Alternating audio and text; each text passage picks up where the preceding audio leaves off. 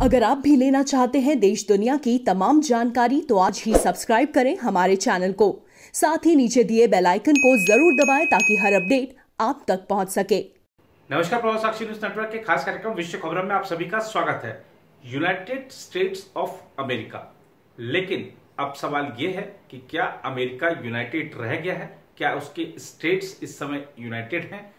दिखता तो ऐसा नहीं है। जी हाँ, अमेरिकी शहरों में जो हर जगह आपको कर्फ्यू लगे नजर आ रहे हैं, हिंसा का तांडव मचा हुआ है, अमेरिकी राष्ट्रपति के विरोध में जगह जगह प्रदर्शन हो रहे हैं, अमेरिकी राष्ट्रपति अपनी ही जनता के खिलाफ सेना के प्रयोग की धमकी दे रहे हैं, प्रशासन के अधिकारी भी बटे नजर आ रहे हैं। ऐसे हालात में कोई कैसे कह सकता है United states of America? America जो कि दुनिया भर में इस बात के लिए अपना ढिंडोरा पीटता है कि हमारी जो सभ्यता है, हमारी जो संस्कृति है, हमारी जो अमीरी है, हमारी जो समृद्धि है, उसका कोई मुकाबला नहीं। लेकिन देखिए नस्लवाद कितना वहां पर गहरी जड़ें जमाए हुए है। एक अश्वेत की जिस तरह अमेरिकी पुलिस अधिकारी ने एक हत्या करी, पूरी दुनिया ने वो देखा, वो वीडियो देखकर हर कोई दहल गया कि क्या ऐसा वास्तव में हो सकता है। बहुत ही हिला देने वाली वो घटना थी और इसी घटना का असर आप देखिए कि इसने पूरी दुनिया को हिलाकर रखा हुआ है और नस्लवाद के खिलाफ सिर्फ अमेरिका में नहीं, दुनिया भर में लोग मुखर हो रहे हैं। जहां तक अमेरिका की बात है तो ये वाकई में एक स्थिति ऐसी पहली बार आई है कि अमेरिकी राष्ट्रपति को, जो कि दुनिया का सबसे ताकतवर व्यक्ति माना जाता है, चाहे राजनीतिक रूप से हो, चाहे वो हम कह सकते हैं कि सैन्य शक्ति के रूप में हो, सबसे ज्यादा ताकतवर व्यक्ति माना जाता है। लेकिन आप देखिए कि उसको जब व्हाइट हाउस के बाहर प्रदर्शन हुए और वो प्रदर्शन हिंसक रूप ले लिए तो अमेरिकी राष्ट्रपति को बंकर में जाके शरण लेनी पड़ गई थी, जो दिखाता है कितनी अपने आप में बड़ी घटना है। और ये सब घटना क्रम जो है अमेरिकी राष्ट्रपति के पुनः निर्वाचन की राह में बड़ी बाधा पैदा कर सकता है। शायद इसीलिए भी राष्ट्रपति ट्रंप बौखलाए हुए हैं। जहां तक इस घटना की बात है तो आप देखिए कि अमेरिका की सड़कों पर इस समय आलम क्या है। जो पुलिस है वो बल प्रयोग कर रही है, जो प्रदर्शनकारी हैं, ठीक है, रबड़ की गोलियां मारी जा रही हैं, आंसू गैस के गोले छोड़े जा रहे हैं, काली मिर्च का स्प्रे किया जा रहा है। और ये सब अमेरिका के पास क्योंकि तकनीक अच्छी है तो ऐसी चीजें हैं कि वो हानिकारक नहीं होती हैं, लेकिन फिर भी प्रदर्शनकारी घायल हो रहे हैं। कितनी बड़ी संख्या में, 10,000 से ज्यादा ऐसी संख्या है जिन लोगों को अब तक प्रदर्शनकारियों को गिरफ्तार किया जा चुका है। ऐसे ही बहुत सारे मामले हैं जो दिखा रहे हैं कि अमेरिका इस समय हिला हुआ है, खुद को संभाल नहीं पा रहा है। एक तो कोरोना वायरस का प्रकोप, दूसरा ये जो अश्वेत की हत्या हुई है, पुलिस के माध्यम से हत्या हुई है, पुलिस अधिकारी ने जो जिस तरीके से खुलेआम उसकी हत्या की है, उसके खिलाफ जो ये प्रदर्शन भड़का है, उससे ट्रंप के प्रशासनिक क्षमताओं पर भी सवाल खड़ा हुआ है, जिस तरीके वो फैसले ले रहे हैं। और खासतौर पर देखिए, जब भी कोई संकट का समय आता है उस समय आपको धैर्य और संयम दिखाना पड़ता है। आप उस समय आपा नहीं खो सकते और ट्रंप इस समय अपना आपा खो चुके हैं। आप उनके ट्विटर हैंडल पे जाके देखेंगे तो लगातार जिस तरह से ट्वीट करते हैं, लगता है कि वो किसी दुश्मन देश के खिलाफ लिख रहे हैं, लेकिन वो लिख रहे हैं अपने ही लोगों के खिलाफ। बड़ी हैरत भरी बात है। अमेरिका में अश्वेत नागरिक जॉर्ज फ्लॉयड की मौत के बाद से ही लगातार हिंसा हो रही है। देश के अलग अलग शहरों में लोग सड़कों पर निकलकर प्रदर्शन कर रहे हैं। इस बीच राष्ट्रपति डोनाल्ड ट्रंप के तेवर ढीले नहीं हो रहे हैं और वो लगातार प्रदर्शनकारियों पर कड़ा एक्शन लेने की बात कर रहे हैं। उन्होंने प्रदर्शनकारियों को आतंकवादी तक कहा है और उनके खिलाफ सेना को उतारने की धमकी तक दे डाली है।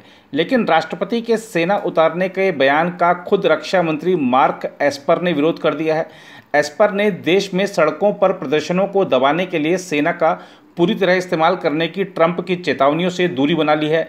एस्पर ने कहा, कानून व्यवस्था बनाए रखने के लिए सेना की तैनाती अंतिम विकल्प के रूप में की जानी चाहिए। साथ ही बेहद जरूरी और आपात स्थिति में सेना का प्रयोग करना चाहिए।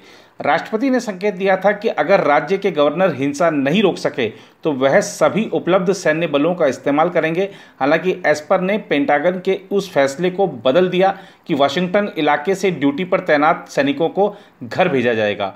वैसे एस्पर खुद भी आलोचना के घेरे में तब आ गए थे जब उन्होंने प्रदर्शनकारियों से भरी सड़कों को सेना का युद्ध मैदान कह दिया था।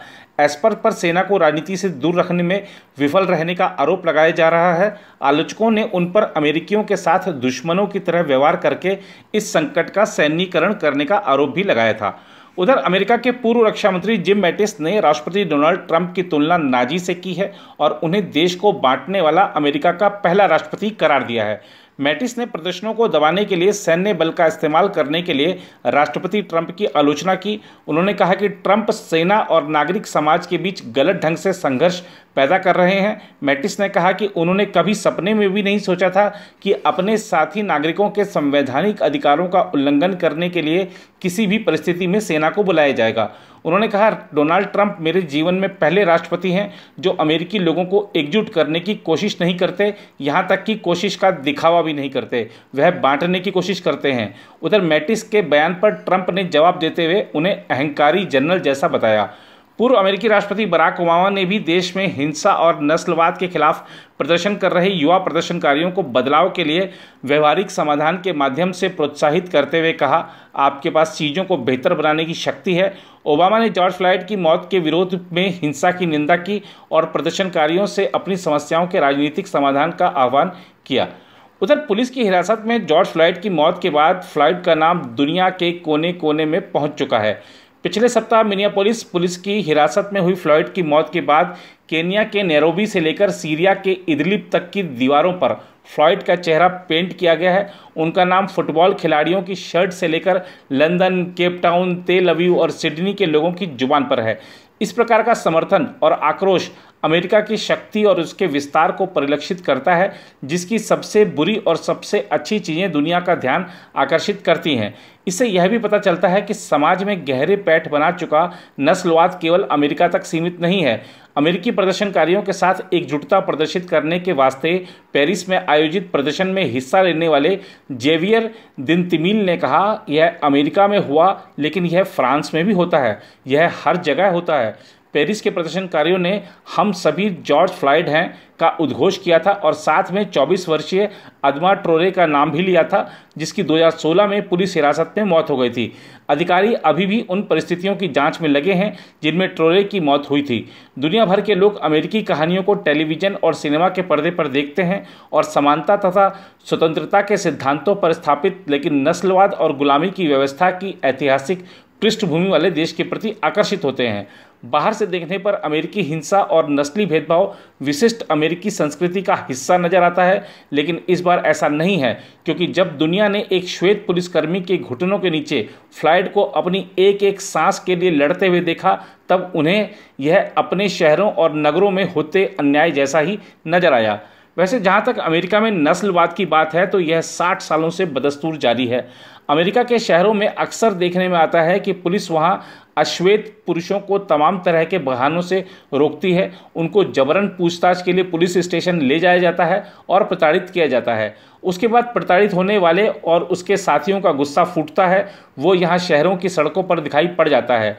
अमेरिका में बहुत ही छोटी छोटी बातों की वजह से अश्वेत लोगों को परेशान किया जाता है, जिसकी वजह से वो इतने आक्रामक होकर प्रदर्शन करते हैं और शहर की शांति व्यवस्था को ध्वस्त कर देते हैं। फ्लॉयड की मौत पर अमेरिका में माहौल कितना बदल गया है, यह टीवी चैनलों पर दिखाए जा रहे हिंसा के दृश्यों से तो पता चल ही जाता है। साथ ही एक और दृश्य भी दिखा।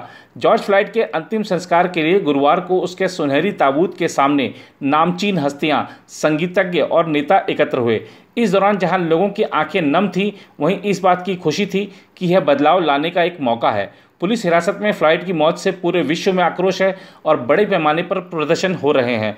श्रद्धांजलि सभा में शामिल हुए एक नागरिक अधिकार कार्यकर्ता ने इस मौके को काले लोगों के लिए वह समय घोषित किया जब वह कहें, हमारी गर्दनों से अपने घुटने हटाइए। फ्लॉयड के लिए 6 दिनों तक 3 शहरों में श्रद्धांजलि सभाओं का आयोजन किया जा रहा है, जहां पहली सभा मिनियापोलिस की नॉर्थ सेंट्रल यूनिवर्सिटी के एक अभयारण्य में हुई। वहीं यहां से कुछ दूरी पर एक न्यायाधीश ने फ्लॉयड की मौत के लिए उकसाने के आरोपित 3 पुलिस अधिकारियों को जमानत देने के लिए $75,000 की राशि तय की। इस मौके पर अधिकार कार्यकर्ता जेसी जैक्सन, सांसद एमी क्लोबूचर और इल्हन उमर, शीला जैक्सनली और आइना प्रेस्ले समेत कांग्रेस के अन्य सदस्य उपस्थित थे। इसके अलावा नामचीन हस्तियों में TI. Ludacris, Tyrese Gibson, Kevin Hart, Tiffany Haddish और मार्सई मार्टिन शामिल थे।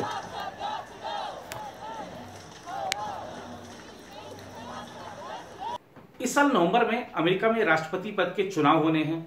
और उससे पहले जो प्राइमरी होती है वहां पर वो सब भी चल रही है। और राष्ट्रपति ट्रंप दोबारा से चुनाव लड़ने के इच्छुक भी हैं और इसके लिए अपना वो दल बना चुके हैं और अपना जो चुनाव प्रचार है उसको तेज भी कर चुके हैं। लेकिन राष्ट्रपति ट्रंप की राह में अब खड़ी हो गई हैं बड़ी बाधाएं और उनका अपना दल, खुद उनके अपने दल के नेता भी शायद उनके साथ खड़े ना हो आने वाले समय में, क्योंकि जिस तरह के हालात बनते जा रहे हैं उसके चलते ट्रंप के जो लोकप्रियता है बिल्कुल निचले स्तर पर पहुंच गई है। और कोई भी पार्टी ये नहीं चाहेगी कि जिस प्रत्याशी की, जिस उम्मीदवार की लोकप्रियता बिल्कुल निचले स्तर पर हो उस पर दांव लगाया जाए।